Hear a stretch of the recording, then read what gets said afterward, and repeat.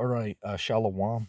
First and foremost, I of course want to start off by giving all praises and glory unto Yahweh, Ba'ashim Yahushai, Yahweh, which is named the Most High, and Yahweh Shai, which is the name of his only begotten Son, who the world ignorantly calls Jesus Christ. You can tell by the name of this video, this is going to be dedicated towards the group called Sicarii. Now, real quick, before I even get into the video and topics of discussion, I do want to quickly say that, much respect unto the Sicarii, right? I don't mean any type of, hate and no type of disrespect against that group, right? I salute the deacon, Hasad, and of course, the top dog, Gorilla Hebrew, right? Or Alazar, right? Here at ETT, right? I salute all of those men, right? And, I truly think that all of those men are worthy of much respect, okay? Just like the same with Apostle Dahar, Gabar, Ramlab, and Rakah, right? All those men are worthy of much respect, okay? Even though we might disagree on certain subjects, we are still to give all those men much respect, okay? And anybody saying differently clearly is going off, okay?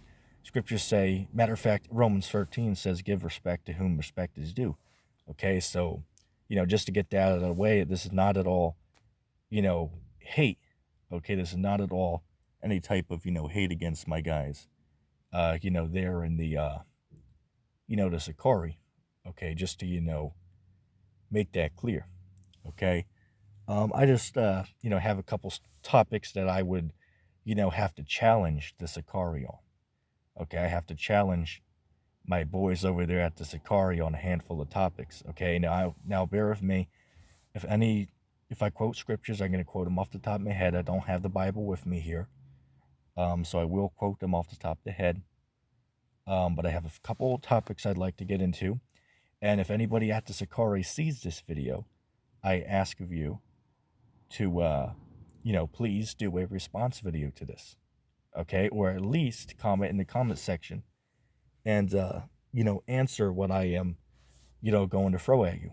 Okay, now the first topic I want to discuss is Sicarii teaches that you don't become an adult, you don't become a man until you're 20 years old, is what Sicarii teaches. Though I beg to differ with that, because the verse they go to prove that point is, what is that, Numbers, the first chapter. They go there and say, well, see, it says you can't go to war until you're 20 years old. So that proves that you're not a man till you're 20 years old. That is invalid. You know why? Because if you're going to use that to say, well, see, it says you can't go to war till you're 20, so that means you're not a man if you're not 20. Well, here's the problem. If you go to the book of Numbers, chapter 8, it says that you can't work in the priesthood until you're 25 years old. So by logic, now you have to say, well, see, now you're not an adult till you're 25 years old. You see, that makes no logical sense. You guys clearly got cut on that topic. All right, according to the scriptures, you become a man at 12 years old. Okay, now is there a verse that literally says, well, this guy, you become an adult at 12? No, there's no verse that says that. However, you take the account of, of Yahweh Shai into account, right? Luke, the second chapter. He was a man when he was 12. And then you also take into account the, why do males and females come sexually mature at around 12 or 13? Is it because that just happened, or did the Lord intend for that to happen? Well, according to the scriptures, the Lord intended for that to happen. Why? Because that's when a child becomes an adult, it's 12 or 13. As a matter of fact, you guys just show you're, which, what, hold on a second, real quick, let's change the topic, right? Because this is another point of contention. Okay, the flower of the age, which is basically what we're speaking about here. So we'll incorporate both the subjects into the matter. Okay, the flower of our age from the, 1 Corinthians, the 7th chapter, 36th verse.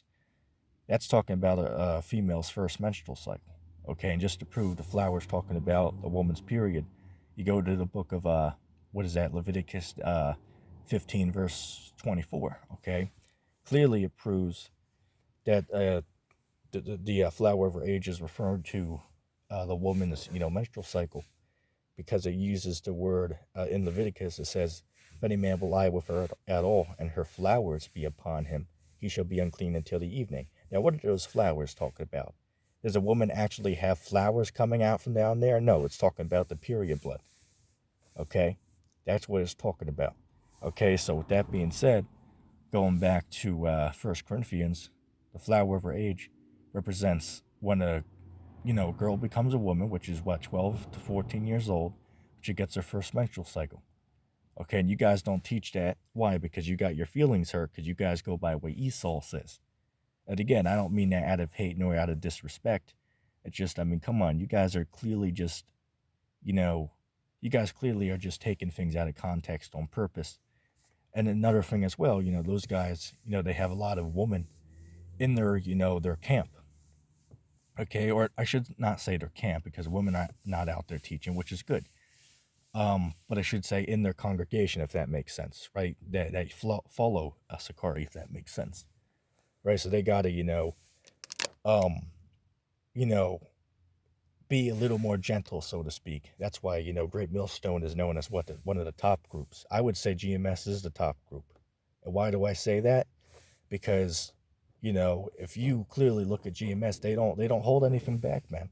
Okay, GMS doesn't hold anything back, and that's why I give my respect, right, above all groups, okay? But which, again, let me say this. I respect all brothers out there who are teaching, right, that they're doing something good. However, the one group that gets the most respect is Great Millstone, right, starting with Elder Apostle Har on down, okay? GMS is the top group in Israel, okay? Sicarii comes second, and ETT is after that, okay?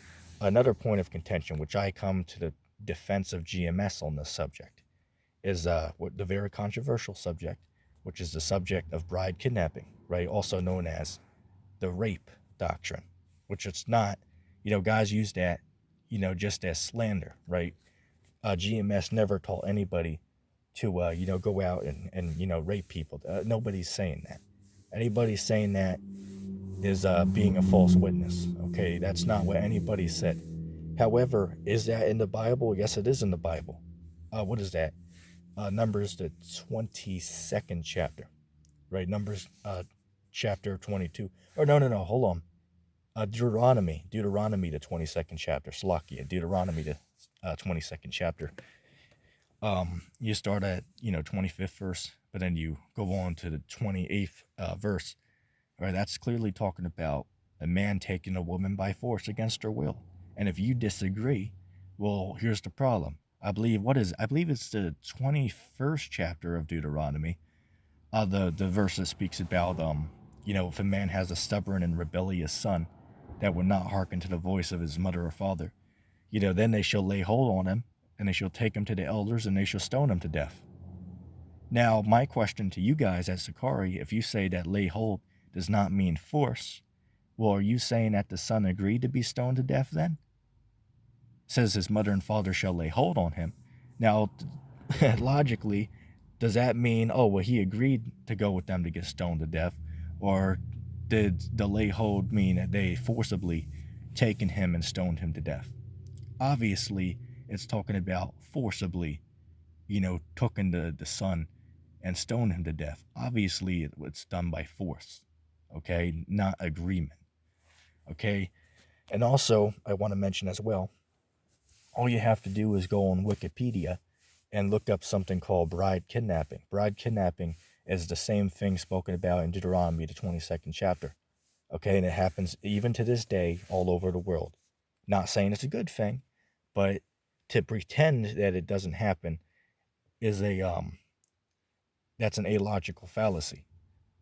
All right, that's ridiculous. Like, say for an example, if I don't like carrots, can I just pretend that carrots don't exist?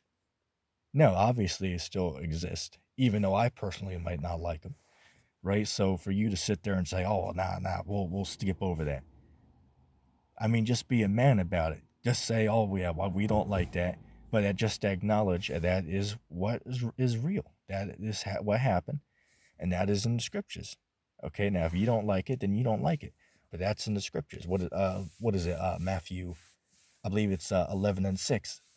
And blessed is the man who is not offended in me. Right, so guys are just getting offended. Yahweh Bashim Yahushai. Okay, now a few more topics. Now I only have less than 4 minutes to record until the recorder just dies. So I want to get into this real quick. I disagree on you guys teaching that the kingdom of heaven is or I should say, what is that? Revelation 22nd chapter. And that's talking about a spiritual kingdom. Nah, that's talking about the real kingdom of heaven right there. Okay, because the deacon said that's a spiritual temple. That's talking about the Israelites. No, it's not. That's talking about a real kingdom. And you know how? All you got to do is read it. And it speaks about, John said that the measurement of the city was like unto a man, that is of the angel. So he's clearly given, like, say, for example, a building right next to me, right? The building, I can describe how big it is by saying, oh, well, yeah, it's, 6 people tall. That's basically how he described the kingdom, okay? And they had said this city had, streets of pure gold, right? And it had, walls and stones upon the walls and gates into the city. That's a real city right there. That's not talking about the Israelites. It just, as a people, that's not what that's talking about. Okay, and all you have to do is just it's elementary. Okay, in other words, a child can understand. They'll read it and say, "Oh yeah, well that's clearly, talking about a real kingdom," which it is talking about a real kingdom. Okay, so I mean, I'm sure there's a couple more topics, but nothing I can really, bring to mind off the top of the head, and plus, recording time's about to die. So that's gonna be the the video there. As I said, if anybody in Sicarii sees this, either do a video response to it and then send it to me so I can see, or hit me up in the comment section. But as I said, I mean no disrespect and no type of hate against my brothers in Sicarii, because those brothers are, they're very sincere. They're doing the work of the Lord. Okay, they're just going off on, certain, smaller topics of discussion. Okay, so I just wanted to put that out there in the open, and I'm not at all coming with any type of, hate or no ill intent. Okay, because some guys make it look like that, but that's not at all true. Okay, scriptures say understand first and then rebuke. Okay, so anyway, and make sure everybody sends this to Sicarii.